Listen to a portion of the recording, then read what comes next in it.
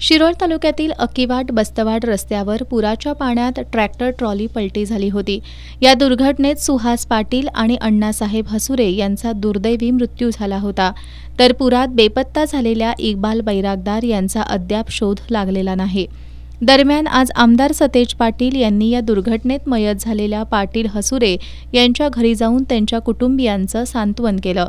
तसंच पुरात बेपत्ता असलेल्या बैरागदार यांच्या घरी भेट देऊन त्यांच्या मातोश्री आणि मुलाला आधार दिला।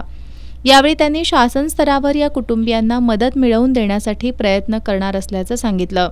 आमदार पाटील यांनी दुर्घटनास्थळी जाऊन नेमकी घटना कशी घडली याचीही माहिती जाणून घेतली।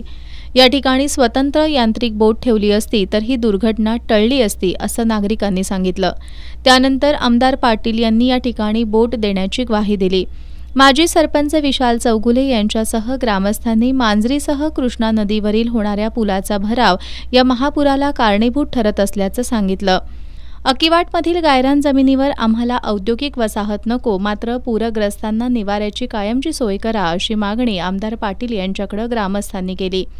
यावेळी दत्त उद्योग समूहाचे प्रमुख गणपतराव पाटील, ठाकरे गटाचे जिल्हाप्रमुख वैभव उगळे, दत्तचे संचालक शेखर पाटील, दरगू गावडे, संजय पाटील, रणजित पाटील, अनंत धनवडे, नितीन बागे, प्रतीक धनवडे, पिंटू नरके यांच्यासह ग्रामस्थ उपस्थित होते।